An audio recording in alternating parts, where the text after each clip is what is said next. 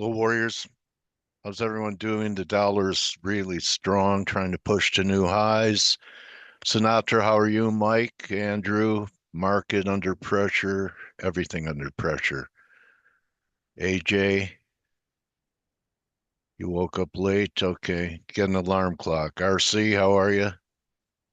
Trees don't grow to the sky. Well, you missed a peach of a trade. Okay. Hi, Laura, Ingmar, everyone doing okay? All right.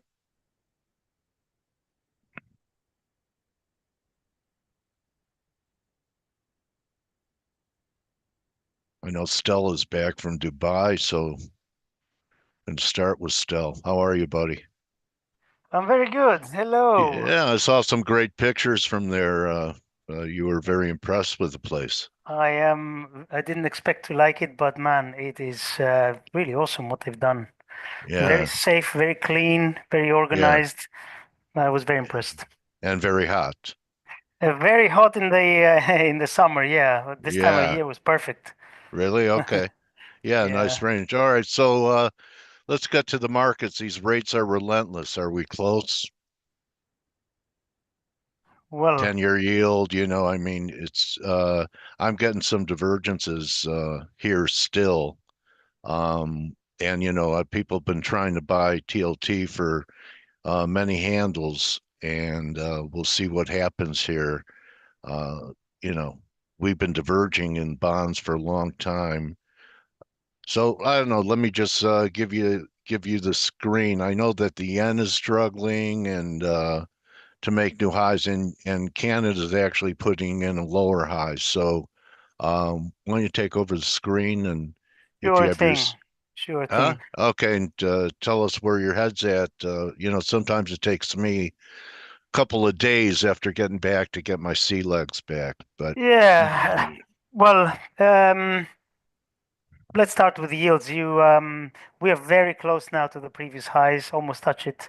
I am surprised by the strength in yield because if you look at the shape of the yield curve, yeah, we are now pricing one cut by July or August, if I'm not mistaken, then a tiny bit more, and then we're going upwards in terms of yield. So, as you know, for all intents and purposes, we have a flat yield curve, and then it's rising. So we're pricing. Um, the risk of cuts coming is not priced pretty much at all, in my opinion, and that I think is a big danger. I've said before, I think yields are going to eventually resolve lower. I am very surprised by this move in yields higher, to be honest, because we are, as I said before, pricing very little in terms of cuts, and I do think that this year we're going to start seeing worsening employment data. You cannot have companies laying off people left, right, and center. People getting second and third jobs, and anecdotal evidence as well. People finding it very hard to find a job. Bernanke again. I'm saying Bernanke all the time. Jay I Powell do that too. himself said he said that it's okay if you have a job, but it's difficult if you're looking for one, and that's really not a good sign. And that's usually what happens before you start seeing a deterioration in employment data. And we're seeing the annual revisions lower by the BLS. I'm still very skeptical about the numbers they're giving us, and conspiracy theorists would say that they're doing this so that then when Trump takes over, all hell breaks loose. So. Because he said with Elon Musk that they're going to dismantle the BLS. So it is a bit of games being played, I think. But for markets, Yeah. what we have at the moment, yields are still strong, but the catalyst for what's the catalyst going to be for even higher yields from here? I don't know. I think risk reward is really strong now to be bullish bonds, and but let's take it one step at a time. We do have ADP numbers in 10 minutes. Okay. See what that brings. We have payrolls on Friday, and the new year is starting. The weight finished, so yields going higher and the dollar going higher. And another thing we have to remind ourselves, what has Donald Trump said over and over again? He Wants a thinks weaker dollar. Yes, he thinks the dollar is too strong and that yields are too high. If you go back to the charts to when he was last elected president, when he took over, the next year or so, both the dollar and yields were dropping and they dropped fast. So I don't see why this time is going to be different, even though he has Elon Musk and his whole team saying we're going to do this and that and cut spending and do all sorts of stuff. It's easy to say all this, but it's very difficult to actually get things done without a big political cost. And I don't know how determined he is. We have the example of Javier Milei in Argentina, who really butchered things, but he got the job done. Is Trump able to do that? I personally doubt it, but we will have to see. But anyway, I digress. We have this market. What do we do with it? Well, if you want to be long bonds, this is not a bad place to be because we're very close to this previous high 474 in a 10-year. Could it go above? Of course it could. But sentiment, I think the DSI is at 10 now. So very bearish. Position is very bearish. Everything is. Almost every single analyst and comment I read is about, oh, yields are going a lot higher, inflation is going to be a lot higher. Uh, usually what happens when that is the case, usually you get a rug pull and then it goes the other way. But this is what we have at the moment. The dollar is still strong and it's testing these previous highs. So, it takes a brave person to go against this. I think it's the right trade, but timing it is difficult. So, um, May you know, want let, 110 first, maybe, y- yeah. yeah, but There's a, that would there's a be fib at 111.50. okay. But There's nothing that one. Okay, that's 78.6 there. yes, Okay. All right. um, but for now, until Trump takes over, the markets are very optimistic about what he's going to do, and crazily enough, they associate what he wants to do with a stronger dollar and high yields, which is exactly the opposite of what he wants. So that I don't understand. Um, Okay. so What do you let's think? look at a few more. S&Ps could we break down here under this 5820 level? We We got to could, dig in. Yeah. but I still think this 50.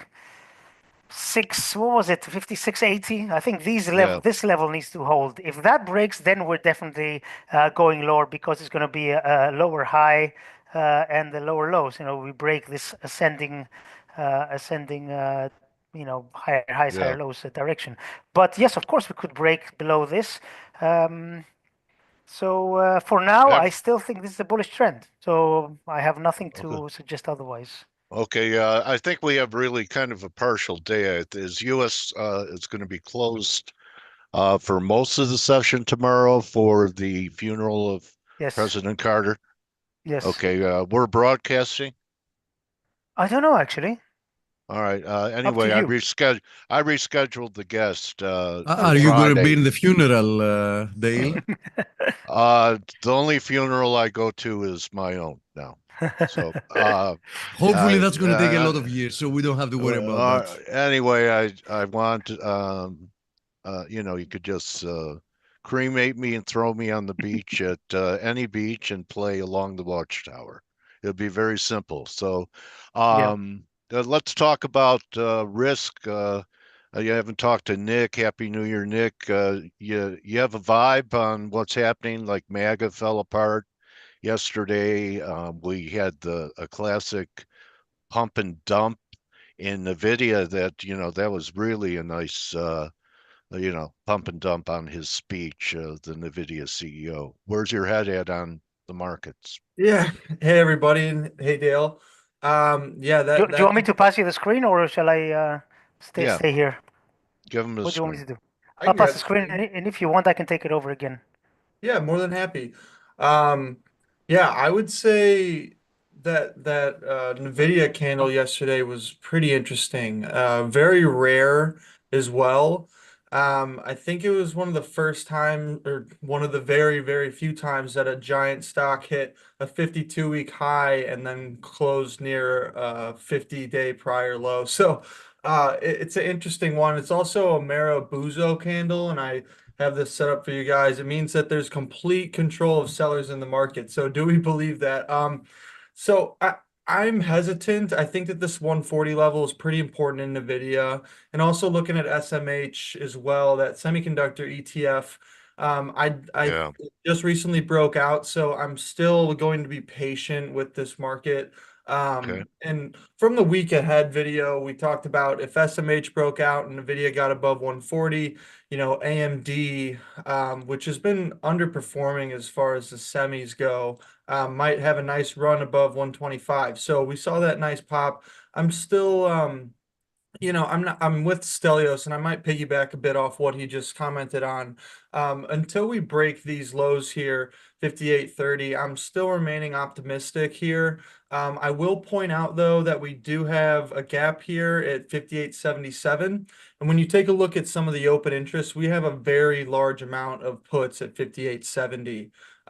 So this coincides with the 786 right around there. So we're looking at the spot market at the moment. So if I go ahead and flip to the futures, the Oanda contract, we're not too far off. Obviously, 5900 is also a fairly very pretty strong level. So I'm remaining optimistic. I think one of the things that's been glaring to me. Are you looking for new highs, Nick? Yeah, I kind of am. If we can hold these Well, lows. what do you mean? What do you mean, kinda? Are you look? You want me to put my All foot right. in the sand? I would Yeah, say, I mean, just say that you believe there's a shot. yeah, I There's a believe that shot for there's a new. shot that we go higher, and one of those reasons is, when I have a lot to say. When we start the beginning of the year, I think there's a lot of reflecting going on, and everybody's kind of emotional. I don't think because the last digit of the calendar changed, that somehow the tailwinds that we've seen are just gone. And we've been in a very strong bull market. Obviously, there's room for concern after back-to-back 20% years, but I'm wondering if we can hold these lows. And to Stelios's point on the dollar weakening, last go around, I have a little chart here. The US dollar rebased into election. So Trump actually said on January 17th of 2017, dollar's too strong, and that capped the dollar. And I'm wondering if we're able to stall here in the dollar. I personally took a stab at it. Long Euro 103, I'm long cable as well. But what's important to note is that the dollar came up towards this weekly 618, and I know we're sitting around it at the moment, but last time we saw these levels was 2022. So it kind of, for me, makes sense to try and take a stab. And I think that if the dollar somehow holds this high from January 2nd and breaks down, I think you could see the equity market Explode. bounce. Yeah. We also saw in some big tech setups, like NVIDIA originally had a head and shoulders pattern, right? And it broke down. We talked on in lengths on the daily roundup how we felt it might be a trap, and then it surged to highs. The Mag 7 stocks are kind of doing something similar. It had a head and shoulders pattern, broke down. It's kind of sitting near the neckline. And I think if it's able to hold these lows, it could get ugly. But I'm not I'm not full bull. I would say looking at this Dow, it's a little bit concerning. Broke down from this trend line, back tested it. Now we're back near lows. So that So, that all does. right, this is a scenario I'm looking for. It's kind of like, we're that the By the Dow, way, we have I think, ADP top. ADP in 1 minute. Okay, just to All let you right, know. go Sorry, ahead and carry get. on. No, go ahead. The Dow could retrace 61.8, and the S&Ps make new highs. Would be an interesting tell for me. Yeah, I definitely agree. And I think this back test here certainly signals that it should break the lows.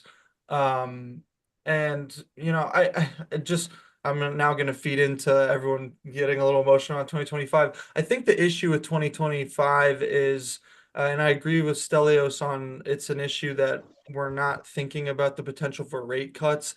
I have a hard time feeling that there's no chance that we cut rates. I feel that we might even, I'm sorry, no chance that we cut more than twice. I think there's a decent chance that we cut more than twice. And the issue is right now, traders that have been in the market the last few years, myself included, who, I started in 2018, but I've been programmed or supposed to be programmed to believe that bad news is good. You Yeah, know? that's a new normal. Oh, 122. So it's a little bit worse than expected. 139 expected. 122 versus 143 expected. So it's Okay, decently so worse. are yields coming off a little bit? 10-year I see is not yet. We're still up to not Just a much. smidge. Yeah. Yeah, I just mean, that's a potential reversal day right there. I mean, potential. So we'll see. Isn't really a partial day tomorrow and then the big number on Friday. Kind of like, Uh, is this a day to make a decision on positioning yourself in front of the NFP on Friday with a partial day tomorrow? Oh, apparently tomorrow is closed. We have a few comments here. I didn't All realize, right. but tomorrow's everything's closed. yeah, So tomorrow is closed, and I today's the think day. I Yeah. think NFP is going to be very important. Yeah, that's what I think. Yeah, So, yeah, that's what I mean. I mean, the whole market, I'd like to see the dollar make new highs into the NFP. I've seen a lot of inflection points, but I do want to get Ryan in here. yeah. He just got, and Grega is here. Grega's here. So, Ryan, your take on what's happening with the markets right now, the pound, what really took the pound down exceptionally lower? So pound made new lows, euro still holding.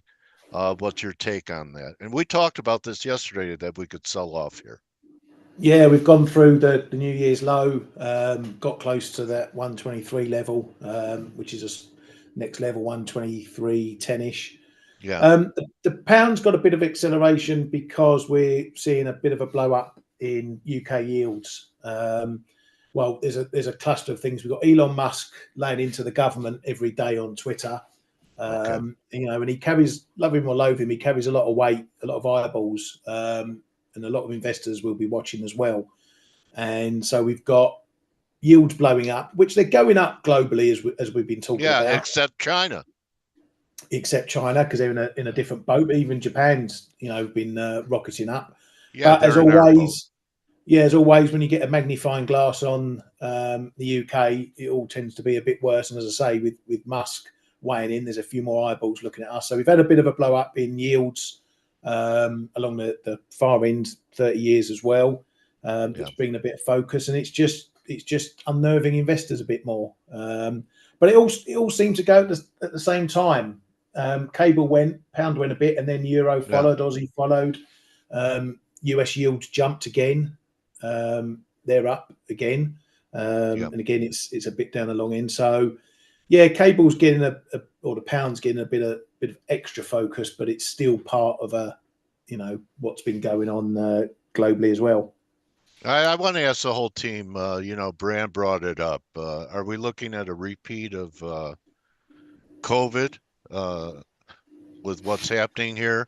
It may as well not ignore it. I guess the first bird flu death in the U.S. yesterday. It's Gates needs some more money. What's going on here? Do you think that we're going to have another pandemic? No. Okay, good, Steve. All Yeah, right, it won't be from bird. It won't be from bird flu. It'll be from that other thing that's been going around. Oh, well, what is it in China again?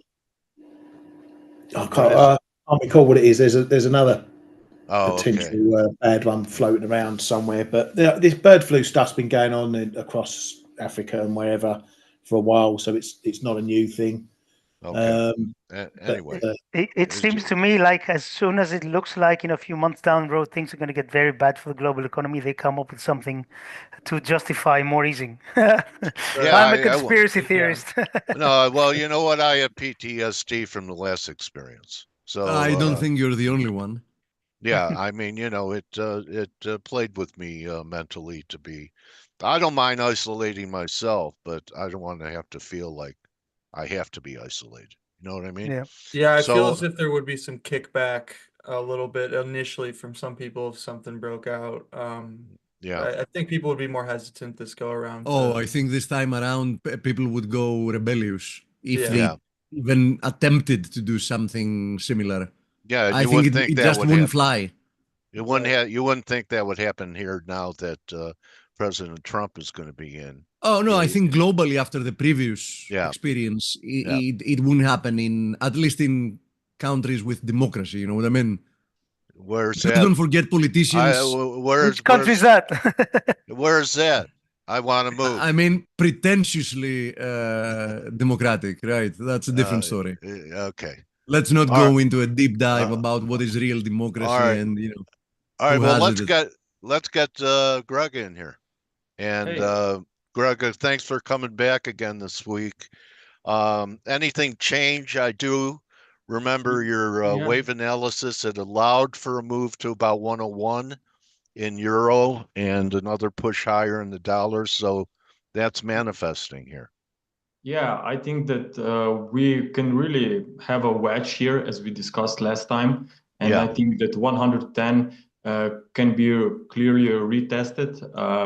We will also get the details from the latest meeting from the Fed from Yeah. December. And as we know, there was back then, it was somehow a hawkish cut. So I don't think that any new details will change the direction of the dollar. In fact, more details today could actually cause another jump to the upside here. So Yeah. I seriously think that we could retest new highs. Yeah. But then tomorrow we could stay slow, and then maybe Yeah. the non-farm payrolls report could maybe change the trends around. Maybe this. Yeah, maybe we get another strong number if the ADP is a harbinger and it finally turns into you know, in the dollar is you know, buy the rumor, sell the fact, and in yields. How about bonds bottom on strong yields? You know, I haven't gotten your look on rates. Do you have a clear picture here? Yeah, let me Yeah, share if the you screen. take the screen. Yeah. Okay. Man, we got the whole team here, guys, for everyone out there. I mean, this is, you know what? They're all starters. We're not putting in our second team to save our best players for the NFP. Everyone comes in here to get you guys ready for the NFP. All right, so we're getting closer.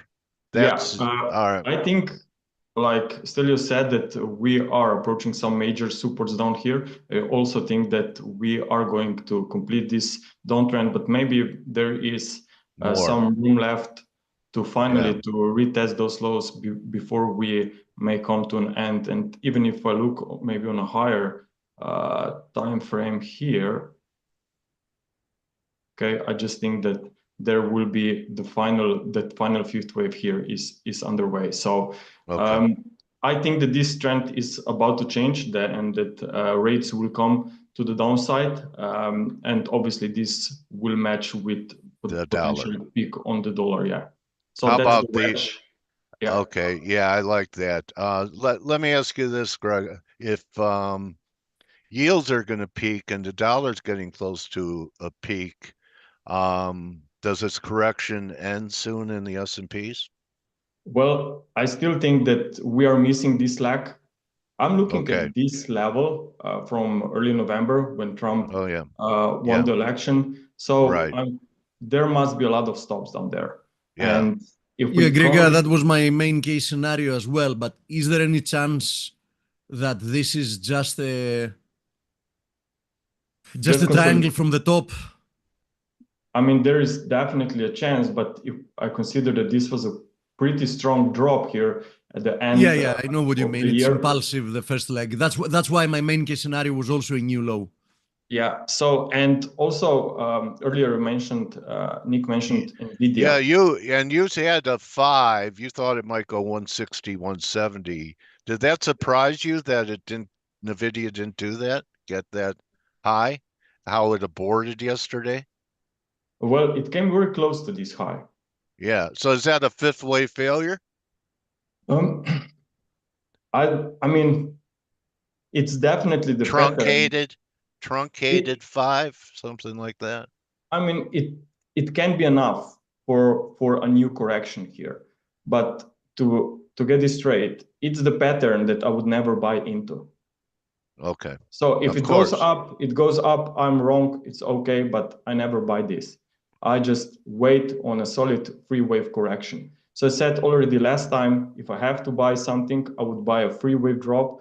But firstly, I want to see this free wave drop on the S&P 500. I think that that's a major support. There's a lot of everyone in the team said that there's a new position going on at the start of the year. So we have to see some liquidations here before market may finally stabilize. And we clearly see some very strong US dollar moves that is also impacting other markets. We are also seeing cryptocurrencies turning to the downside. So I just think that this dollar strength could at some point also still impact and bring these stocks to the downside. So where's are we going to this time when we get to 92 in Bitcoin, if you think we're going to even get there, and I assume you do, that what's the target? I had about 72. Yours is mine's too aggressive. I'm looking at 86, 87. That's the wave C that equals to wave A. But now, if Blake would be here, I'm quite certain that he would look for potential head and shoulder top formation. Right. Yeah, and if we A break descending triangle, something, Yeah, so I mean, if we start breaking below 90,000, there will be plenty of liquidations. Now here we have this liquidations heat map. It's from exchange from Bytebit. Perpetual means that there are these are based on leverage positions, and you can see that this one shows a high number here, around 300 million liquidation orders. So it means that there would be a lot of stops taken out down here. Oh, wow. Okay, so that you see the stops on this chart. That's interesting. All right. So actually, this matches perfectly with the potential of this support here. Yeah. For wave C. So I will be watching this one pretty closely in the next few weeks. And if the S&P 500 would really come to the downside, I just cannot imagine who would be looking to buy Bitcoin at these levels. I just think that there is room for more weakness still. Okay. All right. So, okay, great. Steve, you want to wrap it up while I'm getting, give us your impressions while I'm getting set up for the interview here? I think that the market proved once again that people should respect the trend. Yeah. Right. Which is extremely important. That is also the essence, since we have Grega here, that is also the essence of Elliott wave, or of Elliott waves, right? To show you, to begin with, to help you recognize the trend and try to trade, in the right direction, right? So I was saying yesterday again that, listen, we have this channel here in the DXY, and as long as this channel is holding, you cannot really start turning bearish just because we had a bad day to start the week with. Yesterday we had a slow but steady reaction. We started from being lower to going flat to then being a little bit bid. We're seeing a continuation today, and as long as this channel is holding, any attempt to be short the dollar is, in my opinion, ill-advised, right? Okay. At the same time, I agree with Grega. I think the jury's still out having to do with equities, but I would also want to see a lower low here in equities, right? I don't think I think Grega's target's kind of right around the 200-day moving average in S&Ps. I don't know. My first target, I've said it many days ago, is here, right?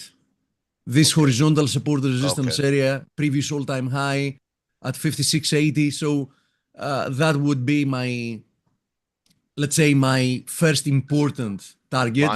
Line 57.02 is a previous low here. So, by the way, we do have data coming up in a few seconds. We do have initial jobless claims. Expectations are for them to stay exactly as previously, roughly at 210. So let's see if we're going to get. Let's cover it. Let's not forget the FOMC minutes later today, but that's in a few hours. Yes, it has the potential of also steering some volatility, undeniably.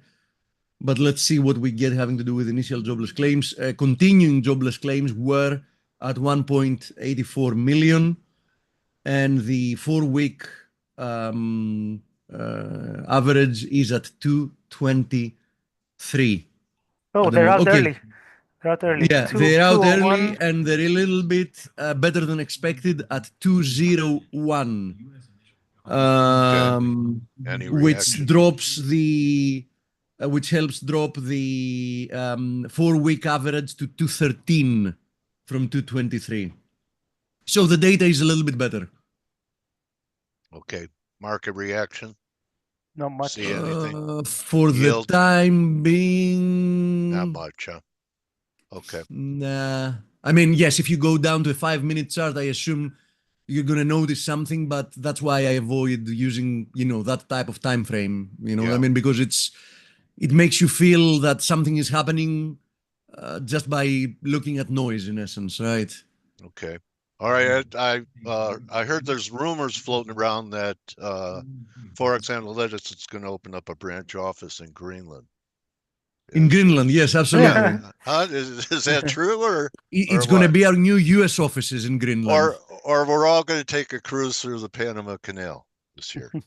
Or right? to the Gulf of America. the US Gulf. Oh yeah, Yeah. I've swam in the Gulf of America before. All right, anyway, team, thank you, Steve, thank you, Ryan, Thank you, buddy, Grega, Stel. I'm glad you're home safe and sound. You had a good time, Nick. It was good to hear your views, and appreciate you showing up and to help me out Dimitris today. is asking about Blake, Dale. Just a reminder, we've said it to people. Blake is going to be he back was on for a the short trip market and to he's be gonna, closed tomorrow. Yeah, he's going to be with us starting tomorrow again. He's coming up. He's coming back tonight, right? So yeah, it's you a know, lot of fires and wind here in LA's burning. Yeah, last day, really. last day without Blake. You're going to get your daily dose of Blake starting tomorrow, guys and girls. Okay, and yeah, I'm not going to the funeral. So thank you, team. Dream Team live today. Thank you, Dave.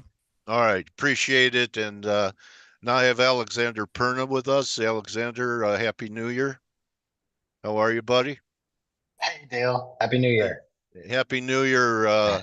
Hope last year finished off good, and that this I'm telling people to have this thought. Let's have a good decade this year. Yes. Yeah, I got a good chuckle. I'll go on that cruise with you through the Panama. All right. Let's. I hear it's pretty warm, but I hear it's beautiful in the mountains in Panama. Yeah. I talked to someone who used to live there. So, what's top of mind for you, Alexander? With red wave, new president, yields have been relentless to the upside. A dollar, continues to be pretty solid. Guys that like to hear the ice crack are trying to top pick it. I think it takes time to turn the ship around. That there might be some distribution has to take place, but get a turn in one day. So if you want to share your charts, I guess I should do that. The push and pull in the bond market's interesting right now. Okay. All Let's right. see what happens there. Let me share my screen.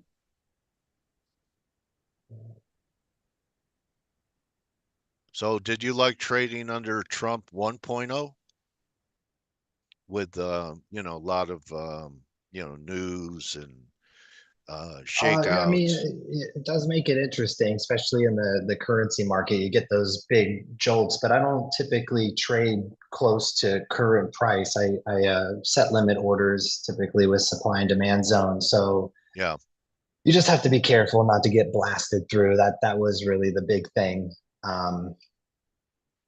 But it will be interesting. The tweets are already starting, so yeah, they are. So we got to strap in. So I see you have some dollar numbers up. Yeah, I definitely. I was listening. Go ahead. Are those fibs at 1071? Is that a fib? Oh, on the daily. Let's. These are supply and demand zones. Okay. So I definitely see the 111 area that was brought up earlier.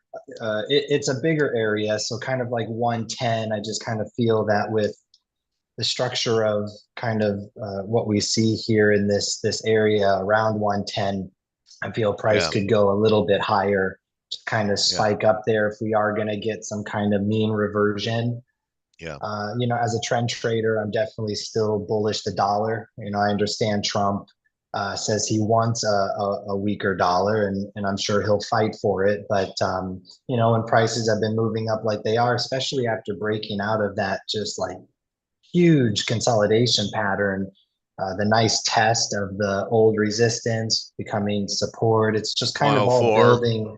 Yeah. Yeah. And so it's just kind of all building into that just a very bullish picture. So it's hard for me to take long-term or medium-term positions against the bullish trend, but That's why you're definitely. still in the game. Yeah, you got Because tell us about the days that you did. So you learned. Yeah, You learned, right? When I first started trading, I was kind of all over the place. Yeah. So you can definitely get whacked. Not to say that you can't get good trades, but it takes a very resilient psychology to mean reversion trade, and you just got to be really quick with it. And I'm not the quickest trader, so Okay. Know thyself. Know yeah. thyself. I mean, Schwager.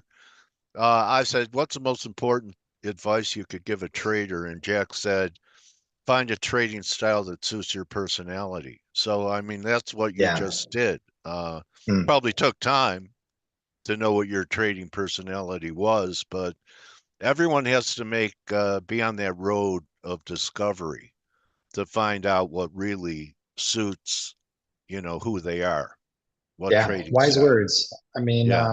it sometimes takes a little bit just to find out who we are, let alone the style we want to trade. So, Yeah. Takes a but lot. 111 is interesting, and then a little bit higher at 114, kind of all these Okay. wicks that tried to Yeah. come up to this little top right here. So, just a couple levels to kind of be aware of. Well, I But I mean, if do. we're going up there, we're going to, I think that's going to be part of risk off and yield. So then you're probably still pretty positive on yields if you think the dollar is has a shot for that 114 level again. Yeah. The hidden hawks are starting to show themselves in the Fed. So, uh, yeah. I mean, I don't, from a economic standpoint, and really you want to be careful when you're bringing this kind of stuff into trading, but they're going to have a really hard time lowering rates. Yeah. I just don't think and they're already starting to show that they're reluctant to lower them as much as they said they were. So I just feel they're going to continue to backpedal. So I feel that's kind of a trend in itself. They're just gonna not be so dovish and Well, go ahead. okay. Well, I'm just saying, is it really the central bank? Is it the Fed? Because this is happening in the UK again. It's happening in Japan now, which is a Yeah. change, right? So it's Yeah. happening it's a global thing with the exception of China, because they had something else going on. But Right. every global bond market is under massive pressure right now. It's almost like there's a sovereign debt crisis looming again. That the handoff to Yes. Trump is going to be, I don't know if you track TLT, but besides some rallies, I think we're going to take out that 80 low. The long end looks really bad to me. Yeah, There's I divergence. definitely see the cracks. And it's just kind of in that kind of cycle of crises that we go through. I feel like it's becoming more apparent now, the kind of debt crisis that we're getting towards. But even still, I think a lot of people are just unaware. Everyone's looking at the stock market. Yeah. Everyone's fearful of the real estate market, but it's like we've done that. So it just, for me, and kind of my contrarian viewpoint is when everyone's looking at something, it's not going to happen there. We've already, we had the equity market in 2000. We had real estate in '07. Now that that's in everyone's radar, I feel like it's going to be like a debt crisis, something like that. So yeah, I do. And maybe not even here. Maybe it starts in Europe. Yeah, that makes sense. I mean, it's just interesting. We're going to have to see. I try not to play too much of this, because I subscribe to the Austrian School of Economics, and they don't have the best track record, for trading purposes. Sound theories though, so it's definitely interesting. And I guess what's even more interesting, just to end this, would be how hawkish yen has become. The Bank of Japan, the BOJ, is just, I think they just came out saying that they're going to be raising rates more. So they're coming out and starting that kind of move. How's the yen chart look to you, U.S. dollar yen? Because I think it's starting to, not really reflect the move in yields as much. Like it doesn't have the same momentum as a 10-year in the last week or so. Yeah, the yen is a very funny pair. I mean, since I can remember, kind of my mentors just telling me that the dollar yen isn't, dollar yen reacts on technicals more than anything. It's just such a weird pair when it comes to trying to apply economics to it. I do see yen strength coming across other counterparts. It's kind of difficult right now with dollar just because it's so strong, but we're just not seeing kind of the impulse that we used to. Coming up to these highs. 160 is a big number. Yeah. I actually go to Japan about twice a year, so just in my own account, when we hit these round numbers, I buy a little bit of yen just to lock in how good of a price we have it right now. And actually, I kind of think they talk a lot about how they're going to try to manage the whole tourism. And I think one way they could actually manage the tourism is by affecting the exchange rate. So again, I wouldn't be surprised if the BOJ came out, surprise rate hike, yen really falls through the roof or falls through the floor. Okay, you mean it rallies, but yeah, U.S. dollar yen falls. The yen, yeah. So this chart would actually start to move down, but again, I wouldn't really want to play that with the dollar just because it is so strong. I have my chart up here. This is of more like daily trends. So even though the dollar is starting to back off of its highs, it's still up there, and definitely far away from the yen. The yen is just struggling to gain any kind of traction. So I'd be looking at if we were to see more dollar or excuse me yen strength, I'd be trying to pair it with something that's been struggling like New Zealand, or Aussie. The commodity currencies. Yeah, I mean, you can just kind of see it's been really trying to push higher, and every time it just fails. Especially with this candle here, you get that extra long wick, kind of tombstone-ish, shooting star kind of like. Remember when Aussie yen was risk off? I mean, to me, this looks risk off, and everything I've talked to you about, to me, implies risk off your views. A dollar rally continuing, bond market, in trouble, yen rallying, used to be considered safe haven currency. Maybe that's what's about to happen. What do you think? I'm asking you, what do you have a view on S&Ps and the stock indexes? Not really. I typically play the value side of the equity market. So, kind of with the trend, I would say, I wouldn't be surprised if prices went higher. As far as my eyes go, I like little areas like this, I think are interesting. Mm-hmm. So a lot of buyers came in around this area and we're kind of poking below. So I'm still bullish. If we were to get a very quick move down into this area, I would say that's a buying opportunity for the broader market. Probably have prices piercing like a Bollinger Band. You'd have all the indicators being oversold kind of in this area. So I think that could kind of prop the market up. And then if we were to take this area out, then, we would have this nice descending kind of highs and the lower lows. And then we could say, okay, maybe this is starting to turn over, but it's really hard.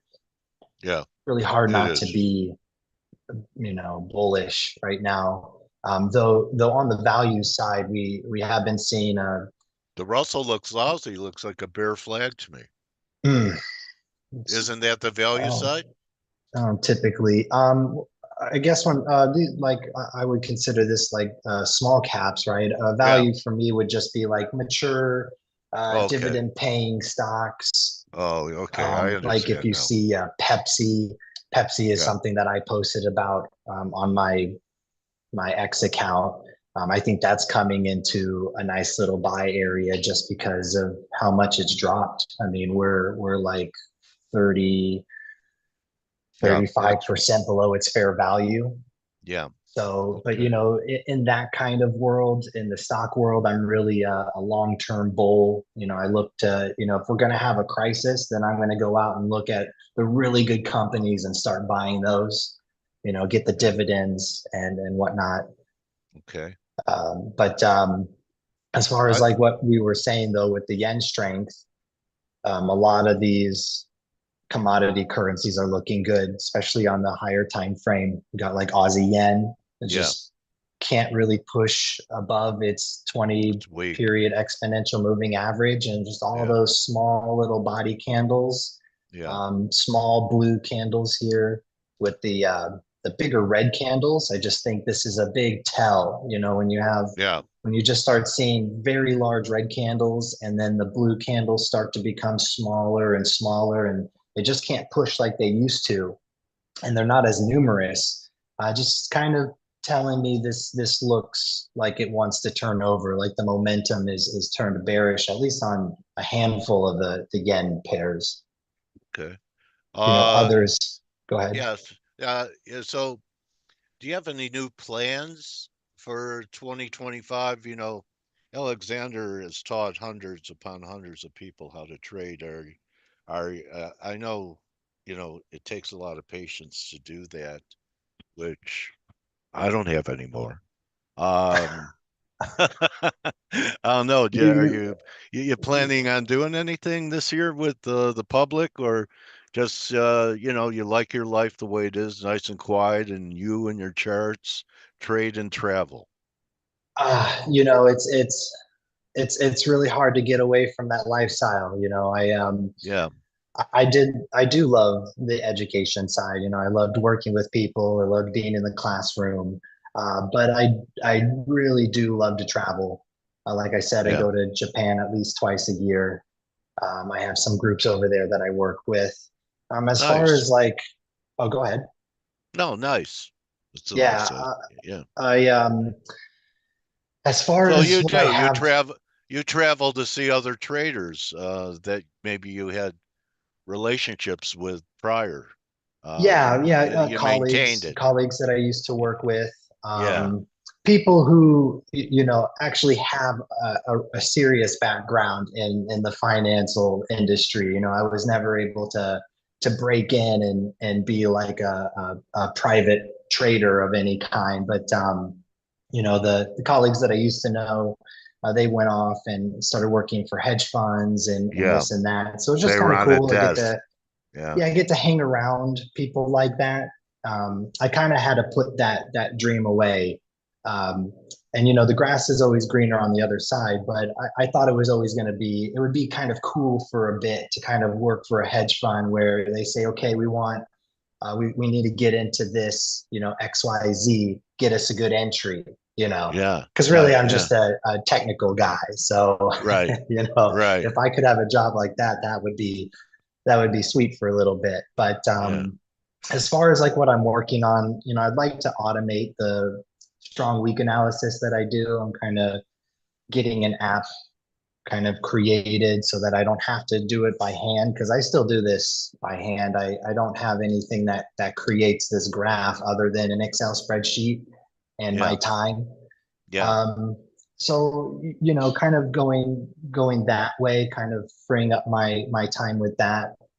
As far as I guess as far as personal growth has gone in my trading, trying not to be so perfect with entries. I think God, does that ring true with me and some of my friends that we were talking about it, and if you don't get your entry and the market starts to move away from you, to not be afraid to launch just because you didn't get your entry. yeah, I come from a style of trading where the entries have to be perfect, especially when you're working with reward to risk ratios. It's like if you're not in the zone, if you're not in the supply or demand zone, it's really shouldn't chase it, because then it really distorts Yeah. the risk reward of, and really the probability of the trade as well. As you get further away from that turning point, Right. the probabilities decrease that it's going to keep going. Right. So, Great I've really, points. yeah, I've tried more trying to, for my trading, I don't mind where it is. I wouldn't mind trying to be a little less perfect, but really more for the equity side. I don't need to be, when you're buying these dividend paying stocks, and you're looking to hold for a long period of time. Yeah, do you have to get that perfect entry?